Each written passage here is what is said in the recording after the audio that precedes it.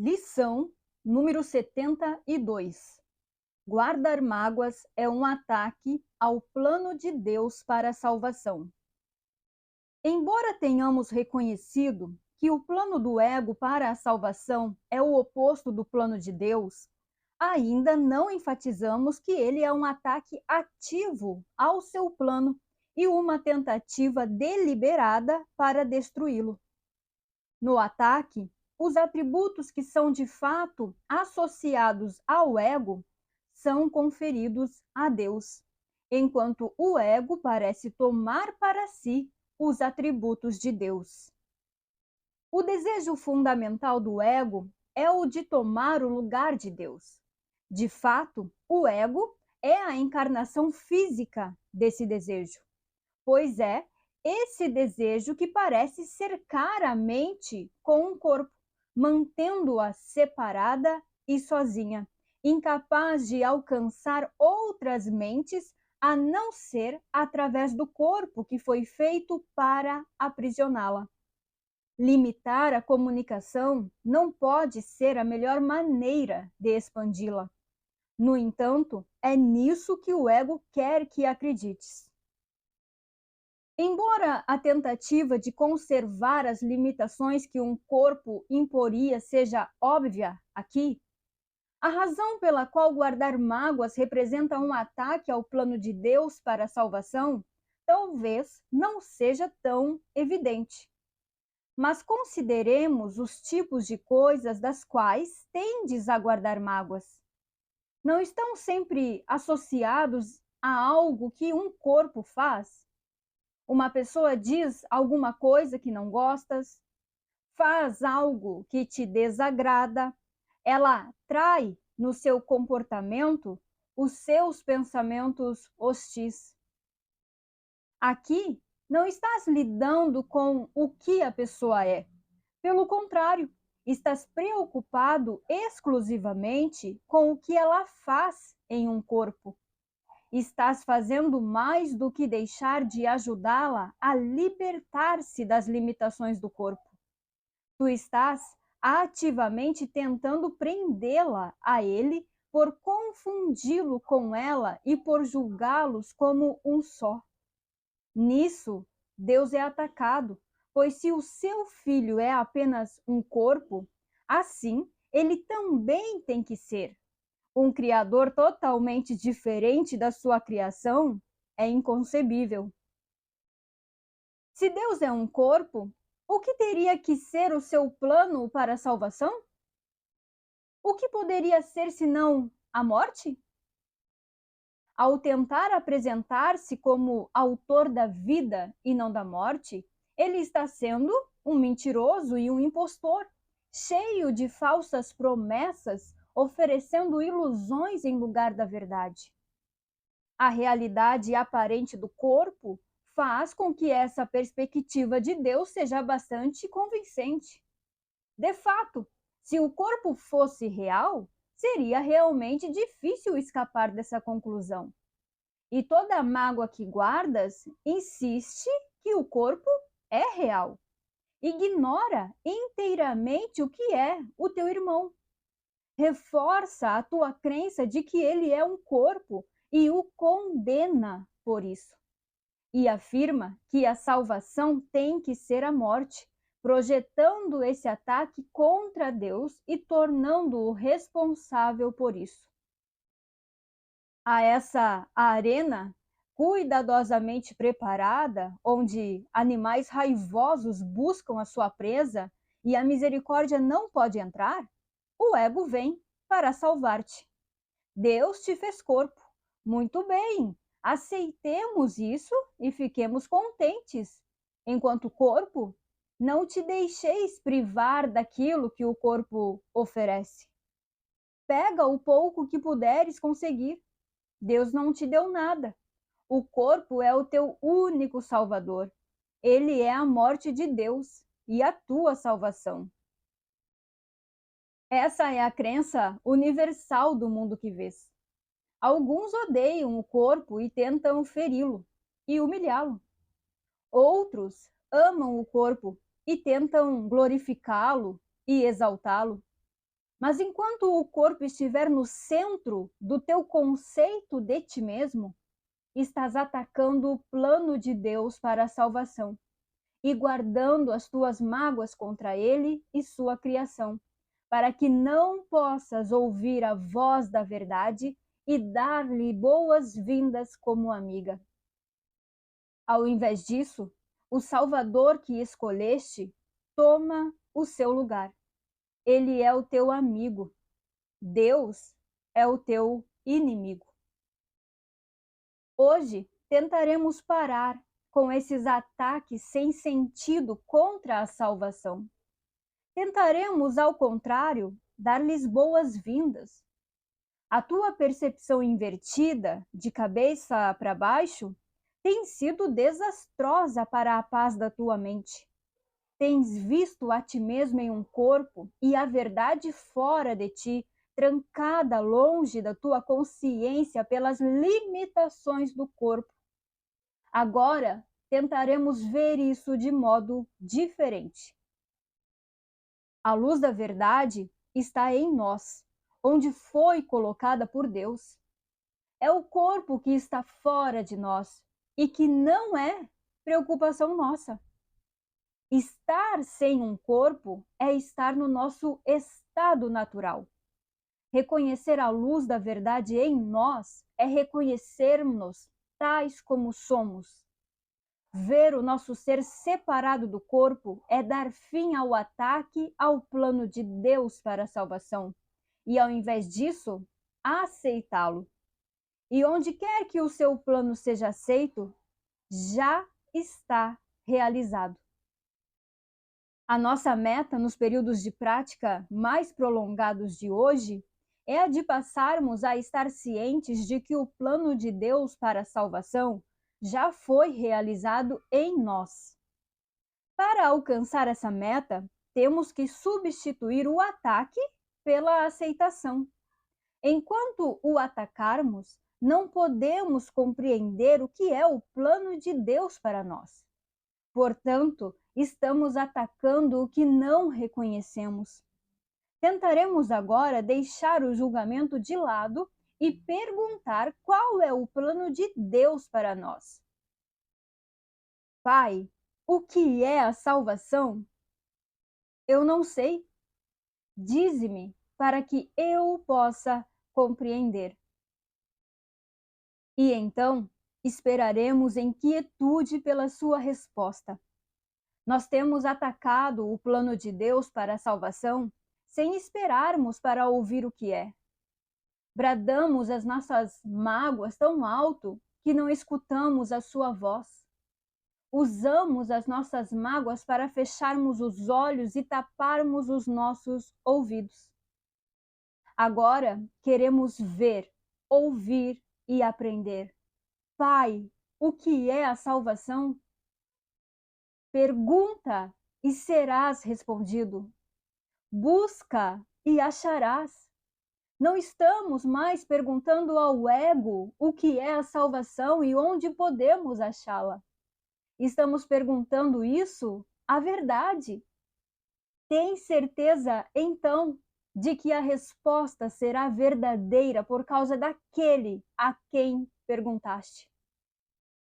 Sempre que sentires a tua confiança diminuir e a tua esperança de sucesso oscilar e apagar-se, repete a tua pergunta e o teu pedido, lembrando-te de que estás perguntando ao infinito Criador da infinidade, que te criou como Ele mesmo. Pai, o que é a salvação? Eu não sei. Dize-me para que eu possa compreender. Ele responderá que estejas determinado a ouvir. Talvez 2 períodos de prática mais curtos por hora serão suficientes para hoje, já que terão uma duração ligeiramente maior do que a de costume. Estes exercícios devem começar com: guardar mágoas é um ataque ao plano de Deus para a salvação. Que eu o aceite ao invés disso. Pai, o que é a salvação? Em seguida, aguarda mais ou menos 1 minuto em silêncio, de preferência com os olhos fechados, e escuta a sua resposta.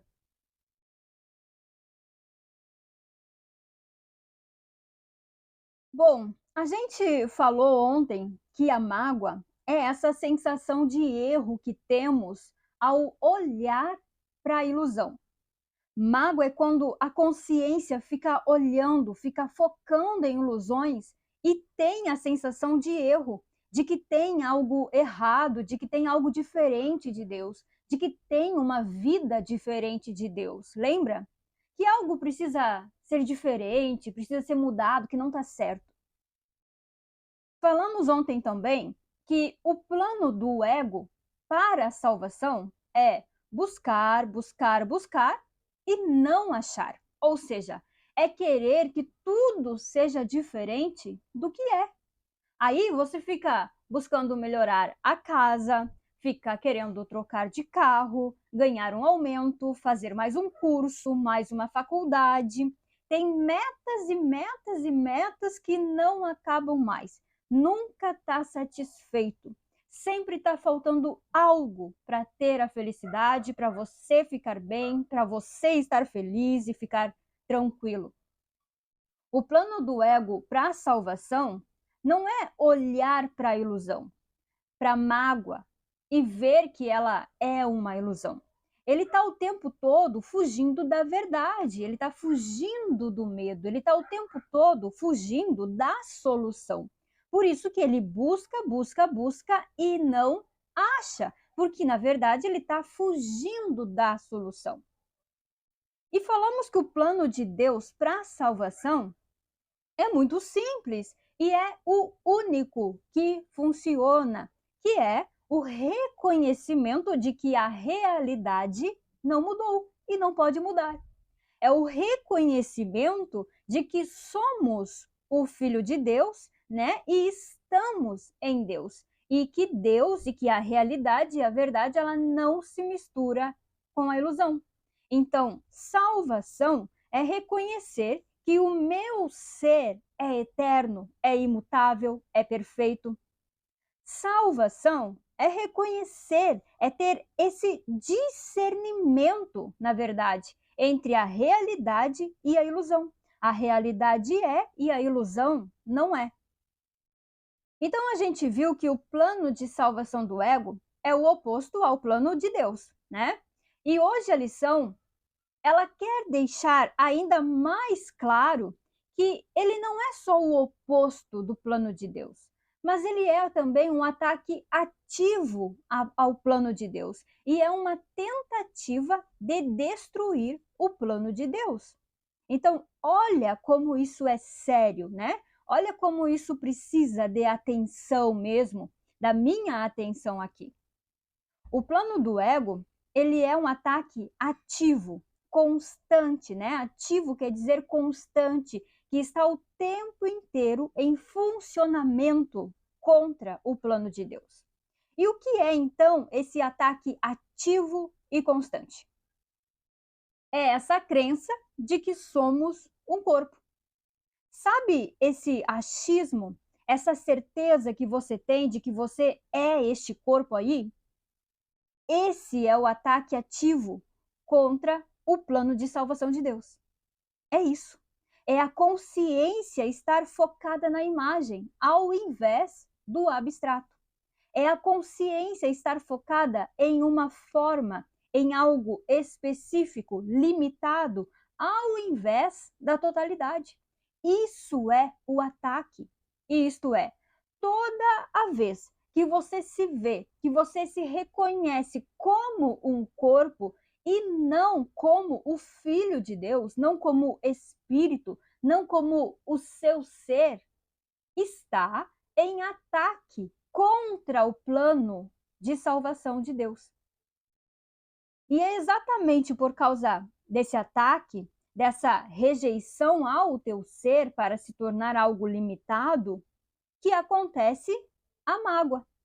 Que você fica nessa sensação basal de que tem alguma coisa errada, que algo tem que ser mudado, que tem que ser diferente. É aí que começa também o plano de salvação do ego, que é o quê? É mudar, é trocar, é querer outra coisa, algo melhor, de que nada é suficiente. Então ele fica sempre buscando, trocando, mudando, querendo outra coisa, nada é suficiente. Ou seja, sempre que o foco da consciência tiver no corpo, sempre que você se sentir alguma coisa diferente do teu ser, que é um com Deus, diferente do que de fato você vai ter uma mágoa. E por causa dessa mágoa, você vai buscar a salvação no mundo. Você vai buscar a salvação onde a salvação não está.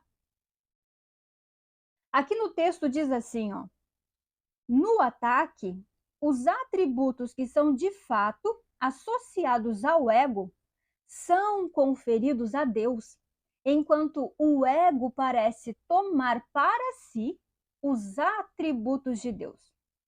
Então, ataque é se ver em um corpo. E corpo, né, não quer dizer que é este corpo aqui de carne, não é só isso que ele está falando, né? Mas corpo, ele quer dizer limites. Então, tudo que limita é um corpo. Se você acredita que é limitado por qualquer coisa ou de qualquer forma, né? Então, até um pensamento é limitante. Então, isso é ataque, tá? A partir então do ataque, deste estado de pequenez, de limitação, de incapacidade, de se ver fraco, insuficiente, o que acontece? Acontece uma inversão de atributos. A nossa percepção ela fica de cabeça para baixo. Os atributos do ego, da ilusão, da pequenez, da limitação, eles são agora projetados em Deus. E os atributos de Deus, eu começo a dizer que são os meus. É mais ou menos assim, ó. Eu sou a Bruna, eu sou a vida. A vida é esse corpo. Eu sei a verdade. Eu sei o que é melhor para mim e eu sei o melhor que é o melhor para os outros. Eu sei o que é melhor para o meu filho. Eu sou determinada, eu sou forte, eu sou capaz. Eu sou reconhecida. Eu tenho casa própria, eu tenho carro, eu viajo, eu tenho faculdade, eu sou uma advogada, eu sou médica, uma cirurgiã. Eu tenho a autoria da vida, eu sou independente, sou eu que decido. E Deus? E Deus? Deus não é nada. Deus não ajuda, Deus não se importa, Deus não cuida de mim. Deus criou o mal, Deus fez um céu que pode ser atacado. Deus não sabe de nada, é eu que sei. Deus ele castiga, Deus falha, Deus erra, Deus ensina, Deus condena, Deus julga, Deus mata, Deus promete e não cumpre. Percebe a inversão dos atributos? O ego, ele inverte tudo. Por quê? Porque ele quer tomar o lugar de Deus. E isto é, você querer ter a autoria da vida. É isso. É dizer que você sabe o que tem que ser. É querer controlar tudo, programar, fazer planilha, calcular, organizar. É você ser o Deus da tua vida, enquanto Deus não é nada. Essa é a inversão, e vê se não é assim. E isso por quê? Por que tem essa inversão aí? Por causa do medo que tem na consciência. A consciência, né, você ali se vê tão fraco, tão pequeno, tão limitado, que tem que inventar agora, a partir do corpo, uma grandiosidade. A consciência ela tem certeza de que é pequena, de que não é nada, que quando se projeta no corpo, quando ela se projeta no corpo, quando ela foca no corpo, ela precisa dizer que é alguma coisa, que ela tem isso e aquilo. Ela precisa dizer que é grande, que é suficiente. E isso é um mecanismo de defesa mesmo da consciência devido a esse medo que ela está alimentando lá. Por quê? Porque fazendo isso, ela não olha para o medo, como a gente falou ontem já. E aí você deve perceber essa sensação aí na tua experiência, né? Não tem uma vontade de ser muito grande, de se tornar alguém no mundo? Parece que você precisa ser alguém nesse mundo. Não parece que você tem que estar sempre fazendo alguma coisa também, resolvendo alguma coisa que tem que ser importante? E aí, de novo, né? É aí que entra esse plano da salvação do ego, porque a partir disso, dessas vontades aí, você começa a buscar, buscar, buscar tudo isso no mundo, mas nunca encontra o que tanto busca. Por quê? Porque na verdade ele está fugindo do medo. E muitas vezes também não tem aquela sensação de que Deus não te ajuda, de que Deus não faz nada, de que ele nem sequer fala com você. Todo mundo está conseguindo, mas você não está. Por que Deus faz isso com você? Tudo isso é a inversão que acontece a partir do momento que a consciência foca no corpo, que ela se vê em um corpo.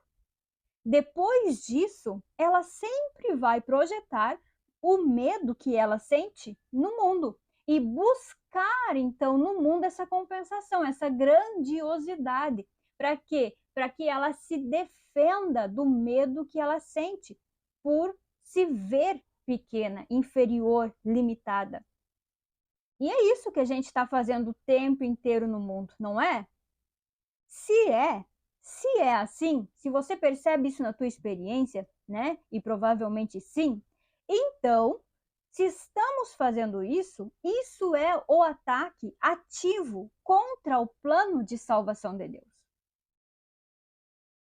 Só que daí Jesus, ele nessa prática de hoje, nessa lição de hoje, ele garante que a gente não é o corpo, que nós somos espírito livre, somos um com ele, somos um com Deus, somos o mesmo, somos espírito. E ele diz aqui, ó, que a luz da verdade está em ti e o corpo está fora de ti. Se reconhecer sem o corpo é reconhecer o teu estado natural. E reconhecer isso, ter esse discernimento entre o que é verdade, entre o que é a tua verdade, o teu ser, e o que é a ilusão, é o fim do ataque ao plano de Deus de salvação. Olha só. E é isso que a lição convida hoje, é essa experiência. Reconhecer isso, como eu tenho dito aqui, né, não é intelectualmente, não é tentando aprender, melhorar, se esforçando, tentando decorar, desenhando, escrevendo aí no caderno. Isso é uma experiência que você acessa quando quer a experiência mais do que tudo, quando quer a verdade mais do que tudo. É impossível querer a verdade e a verdade não se revelar para você. É impossível. Então, para hoje, nesses períodos de práticas, você vai fechar os olhos e perguntar para Deus. Hoje vai ser um pouco diferente. Você vai perguntar para Deus, né? E qual que é a pergunta? Ele traz 3 vezes aqui, né? Ele diz, ó, Pai, o que é a salvação? Então essa é a pergunta. Pai, o que é a salvação? Eu não sei. Então você está dizendo que não sabe o que é, você quer mesmo a resposta. Se tu não sabe, é porque tu quer a resposta. Então, o que é a salvação? Eu não sei. Dize-me para que eu possa compreender.